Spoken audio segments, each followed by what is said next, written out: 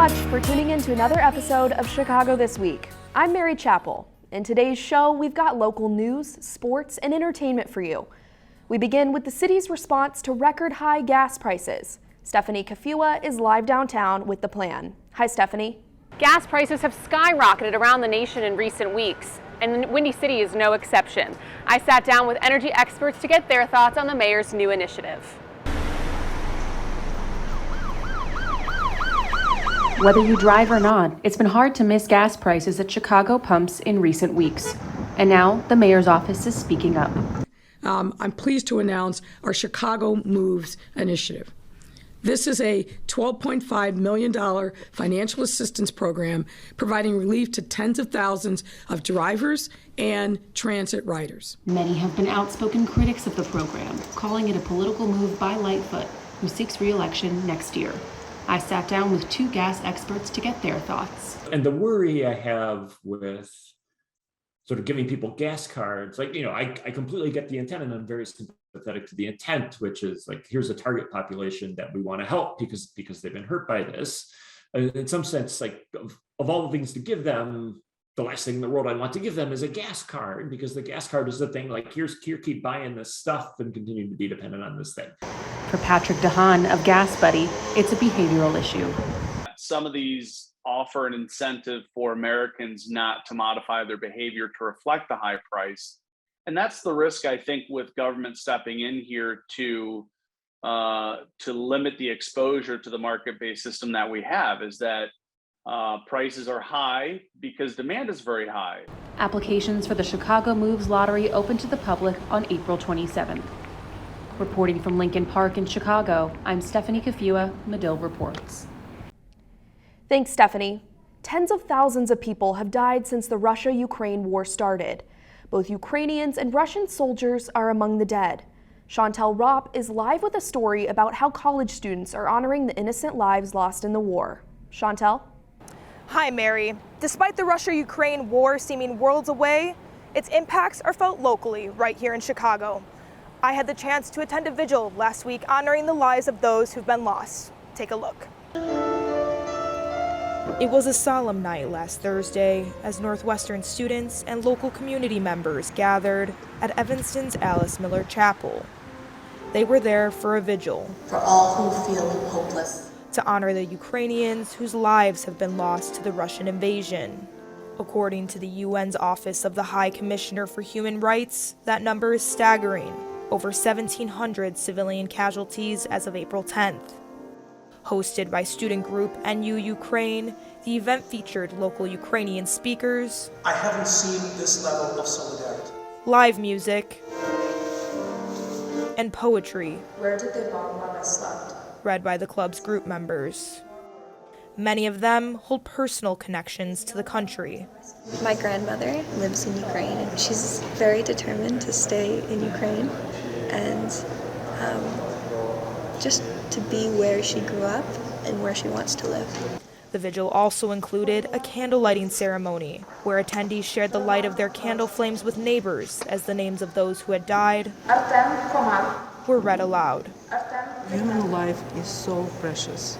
All politicians and all people have to come to the round table and tell each other that we have to come to the right decision just to save people's lives.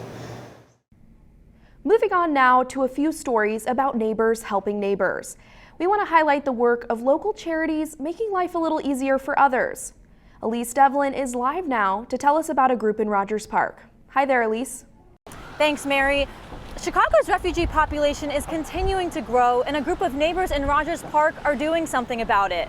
I had the chance to talk with them about their free store for refugees and why the location of the store is no longer working. Take a look. This one is for... If Barbara Ryan had her way, this collection of items, dishes, clothes, and toys would have a different home. I really need a larger space. As you can see, it's overwhelming in here. For 6 years, Ryan has been running a free store for Afghan refugees on the second floor of a garage in Rogers Park. They just have nothing. And this is a good way. We all have stuff, and it's a good way to get it to them. It's my mission. With Chicago's booming refugee population, and as the roster of volunteers continues to grow, it's time to relocate. A lot of people have some really nice things to donate, and I would love to see them get into the hands of the refugees, but there isn't room for it. And I think we could help more people if we had more space. The search for a new space goes on, but the goal of meeting the needs of Rogers Park's newest residents stays. We came as a refugee too.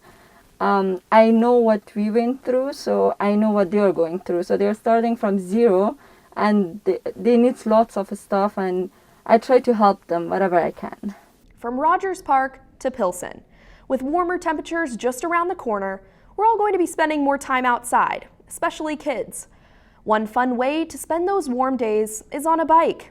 Rafael Hipos joins us live now to tell us about a charity that's actually giving away free bikes. Isn't that right, Rafael? Hi, Mary.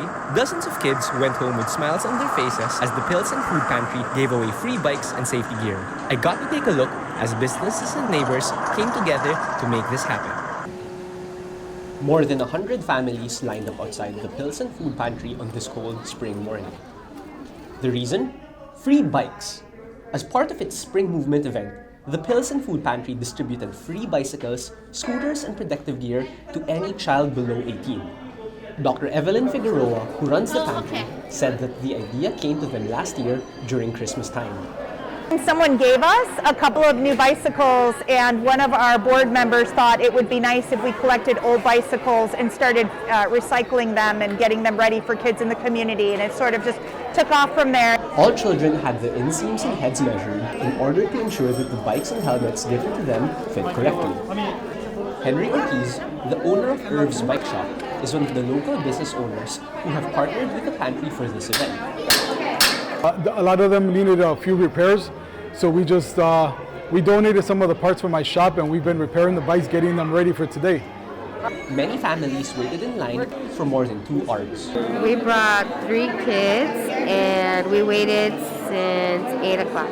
Children also received balls, yoga mats, and other toys to facilitate outdoor play.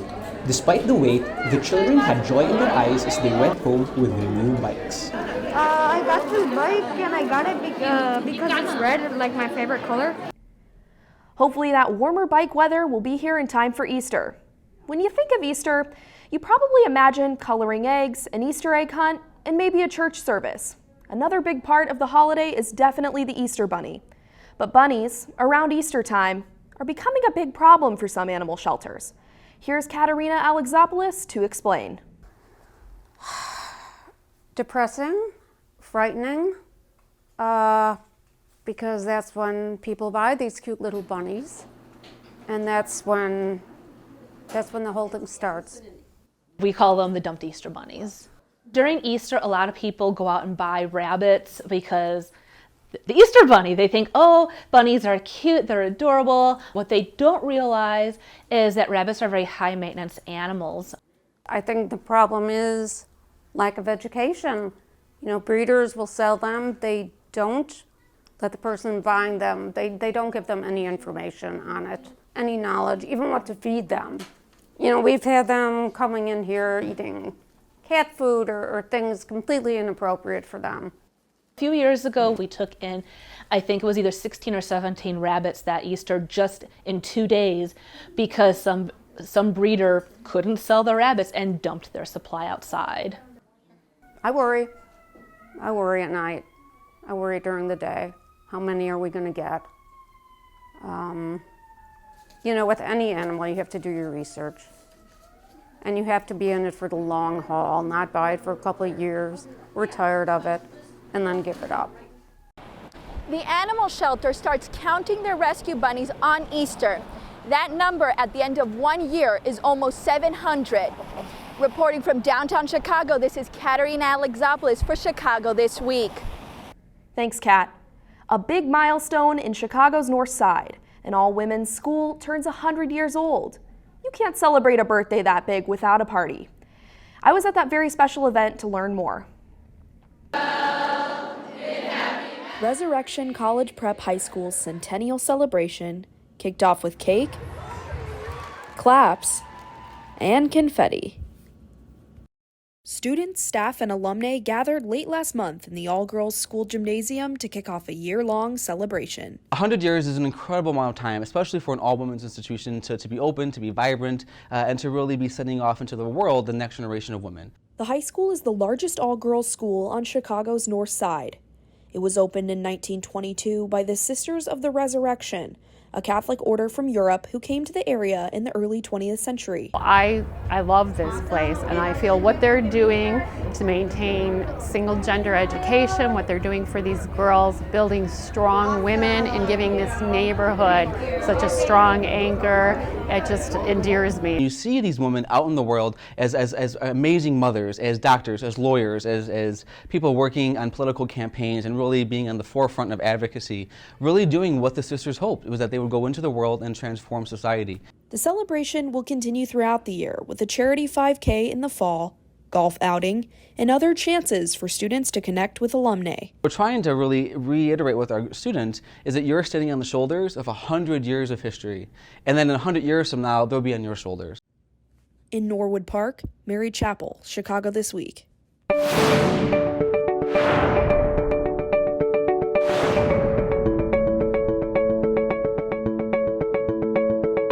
Hi, I'm Meng Haixiao, and this is the Business Report.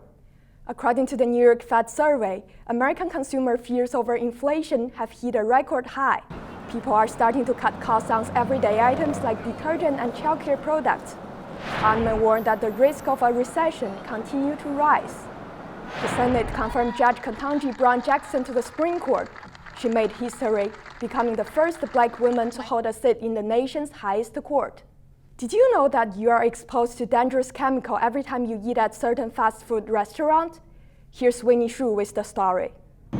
It's everywhere, from sandwich wraps to paper bags for cookies. PFAS, also known as the forever chemical, is found in many food packaging products. It's got a very unusual characteristic where it repels water and oil.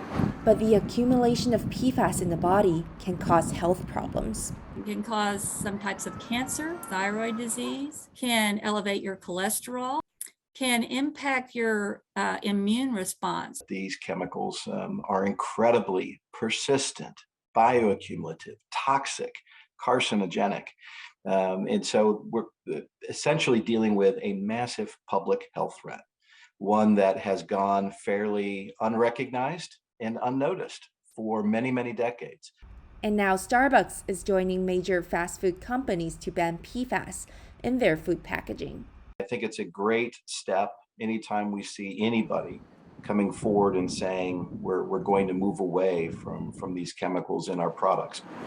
Consumers are also encouraged to stay away from the products and protect themselves. If you do get food that comes in packaging that seems to repel oil and water really well, take it out of that packaging, put it in your own containers at home. Don't store it in that long term. Also, don't reheat anything in that packaging.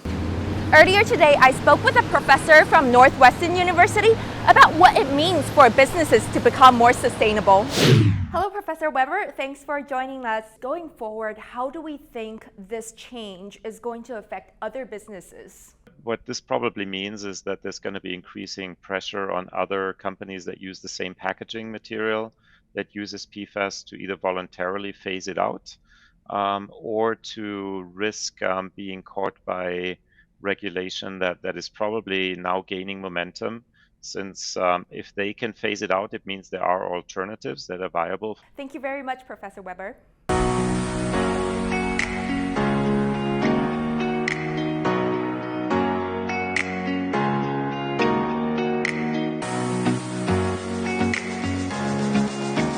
Hey, it's time for entertainment news. I'm Melissa Grabinski. This week, we thought we'd save you some time and take care of all of your weekend plans. We're going to tell you where to eat, where to get dessert, and where to get a dose of art and culture in the city. Let's start with dinner. Our Amber Cooper takes us to a new restaurant where you can get authentic jerk chicken and so much more. You can now find the flavors of the island on the west side of Chicago. Ja Grill makes Jamaican cuisine and drinks and recently celebrated the opening of their second location. We pride ourselves on being a place where you can enjoy your meal as well as the aesthetics. Jamaican cooking consists of mostly jerk, which is a spice that originated in Jamaica, a process that was developed by the slaves, to preserve their food. This restaurant is a part of the Ogden Commons development to bring new jobs, retail, and apartments to the North Lawndale neighborhood. We want you to come in and feel at home. We want you to come in, enjoy our wonderful meals, have great drinks, laugh, have a good time, listen to some good music, and just enjoy yourself. Ja Grill creates an environment where customers can escape to the islands. In North Lawndale, Amber Cooper, Chicago This Week. Ja Grill is one of the few sit-down options in the area that seats up to 100 people. Other developments in the neighborhood are set to be fully complete by 2026. In downtown Chicago, Amber Cooper, Chicago This Week. Thanks, Amber. After your meal, you can see some visual art, dancing, and learn about the environment, all at the same place.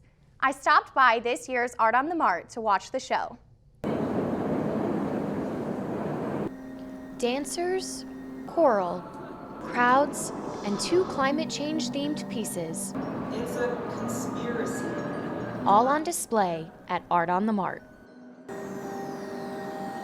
Flow, a dance theater performance piece, and choral, a projection work of art, calls attention to something that affects us all.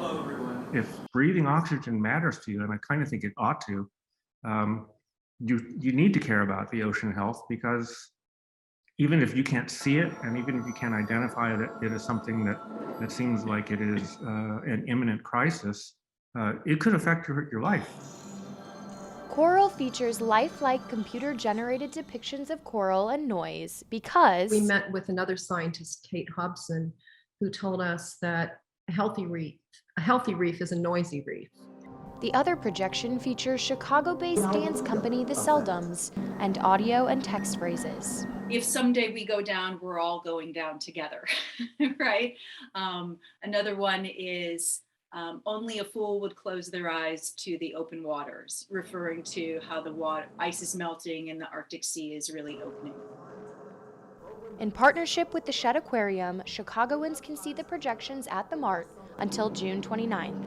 But I do think that what we're doing with Flow is we are contributing to the dialogue. So after dinner and art, you might want something sweet to end the night. Lindsay Tanney is live in the city to tell us about a brand new spot that sells nothing but candy. Hi, Lindsay. Hi, Alyssa. Chicagoans are in for a treat as It's Sugar opens up one of its 3 candy department stores worldwide, right here on Michigan Avenue. I got a chance to speak to the CEO of It's Sugar, along with some workers and customers in this new sweet spot. All childhood favorites. A sugar rush takes over the Magnificent Mile. Everything is so cool. It's a kid's dream. I really like it. It's so cool. They have a lot of different things that I've never seen in other stores. I see a lot of gum and sour stuff. It looked amazing from the outside, really colorful in its candy, and people love treats. It's Sugar opens its doors just in time to sweeten up the spring. We have 11,000 square feet of your favorite sugary treats, and I'm so excited to get here and open this beautiful store up for the great city of Chicago. Jelly bean art pays tribute to the city. The wall here is just a highlight of what Chicago is about. They have the theater, the Ferris wheel, the skyline. It's just nothing you would see at any other candy store. To be on Michigan Avenue is amazing. It's literally the candy capital of the world. You will find everything that you're looking for. Customers eager to get a taste. Sour candy and some jelly beans. What do you want to buy? Chocolate. All the variety and the options and kind of the nostalgia of all the things that I had growing up. Like what? Like bazooka gum, like the old school Tootsie Rolls. Okay, we're going to stick to the sweets theme. While one business opens, another one is closing down. After more than 100 years in Chicago, a bakery is shutting its doors. Here's our Taylor Woods. Hi, Mary. I got the chance to speak with the owner of Dinkles Bakery, who will be closing its doors soon. Take a look. Dinkles Bakery is closing its doors after 101 years of service. Now customers are standing in long lines to get their favorite treats. It's an age-related issue. I'm getting to be an old guy, so it's time to call it a day. Nobody else wanted to get into the business. It's a very challenging business, more so today than ever. It's a bittersweet feeling for staff and customers. I think I just gained so many things from here, and even though sometimes when I don't want to come to work, I'm sad because it's like such a routine. Norman still remembers working around the bakery as a little boy. Well, it's a family business, so when you're still wearing diapers, you're down here working. So, you know, as soon as you're breathing, you're working. They probably put me to work about 4 hours after I was born. I don't know. The family bakery will be missed by many, especially the food. I'll probably miss my coworker Jackie and all the food. Just being able to eat whenever. Like, I'm not really a sweets person, but when it's always in front of you and you can eat it whenever, it's really good. Mr. Dinkle will also miss the bakery his grandfather opened in 1922. I probably will miss the food. I'll miss the customers, I'll miss the staff, I'll miss the vibe. You know, there's a little atmosphere here. The bakery will officially close on Saturday, April 30th. In Lakeview, I'm Taylor Woods for Chicago This Week. Thanks, Taylor. April is Earth Month. It highlights ways to increase awareness about the environment and how it's changing. One way is through educating young kids. Here's Hannah Shapiro with more. There is already a good starting right over here. There's an anthill, a centipede right over there. 6-year-old Guillermo joined his mom and sister at the Earth Month celebration at Art Makers Outpost in Evanston on Sunday. Today we are celebrating Earth Day at Art Makers Outpost. We have community mural painting, we have plant and seed exchange. Inside we have 4 different crafts for kids and adults to take part in, and drum circle with Tony Garrett. April is Earth Month, but environmental stewardship is always the focus of Art Makers Outpost. Art Makers Outpost is a place for people to really reimagine reuse, to really think about how they're using materials. Some stuff can be composted, some stuff can be recycled, some stuff can be reused. More than 75% of the studio's materials come from the community and local businesses. So we take their contributions of their waste and their excess, we sort it, and we put it out for kids and adults to use in all kinds of art making. Creating art with reused materials has changed how these artists and makers approach waste in other parts of their lives. Since we've been coming to Art Makers Outpost, our art corner in our own home has doubled or tripled in size with found objects. There's way less stuff we're allowed to throw away now. We actually brought 3 bags full of recyclable materials here with us today. So yeah, we try to save everything that we can, because now it's like everything's like, oh, you can make something from this rather than just throw it away. Yeah, so many good things are thrown away and they shouldn't be. In Evanston, Hannah Shapiro, Chicago This Week.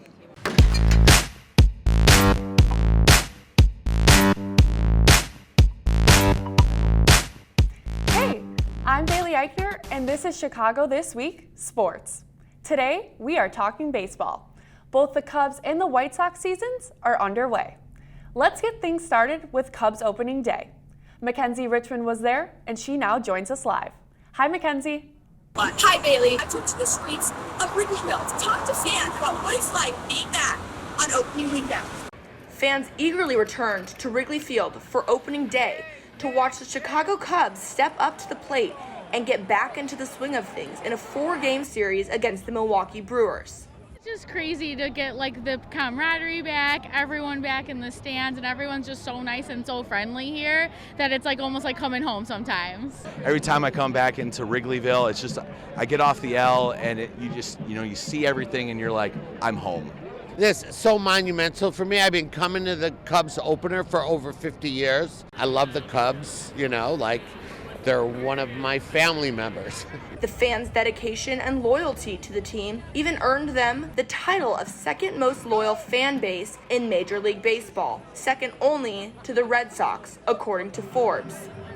Lifelong Cubs fan Aaron Clark and his partner even uprooted their lives from Colorado to move just a mile from Wrigley Field and embrace their new title of Cubs season ticket holders.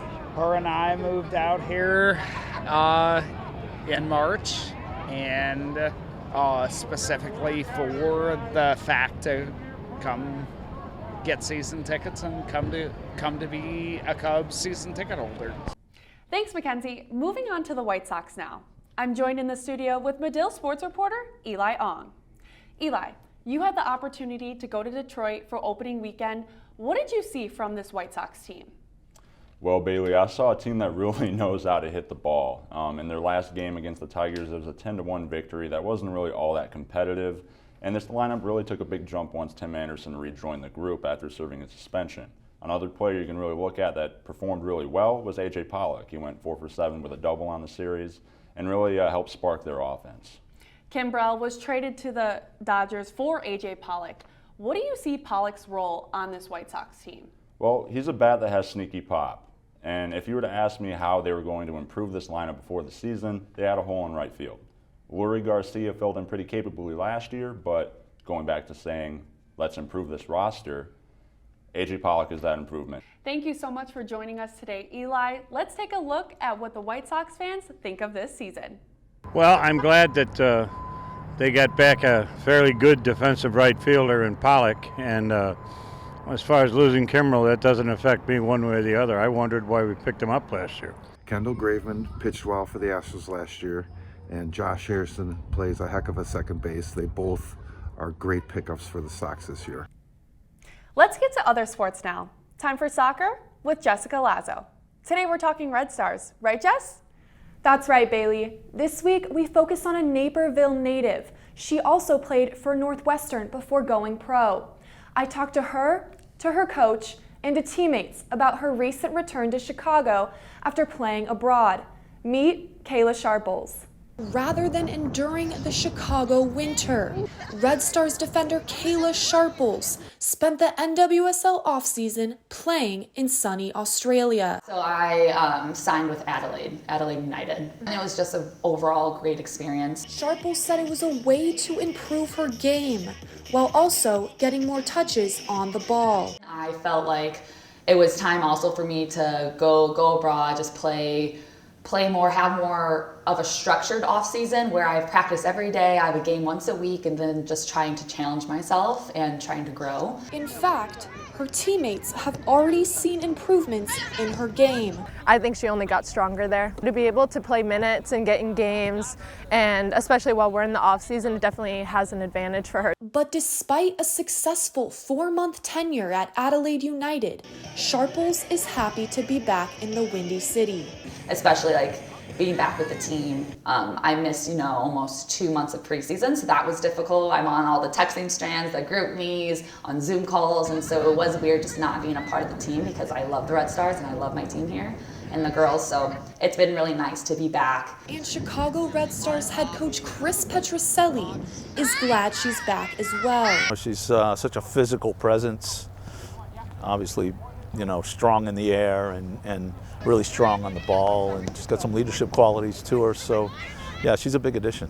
Thank you, Jess. We are out of time. Thank you all so much for watching Chicago this week. We'll see you back here again next week. Have a great day.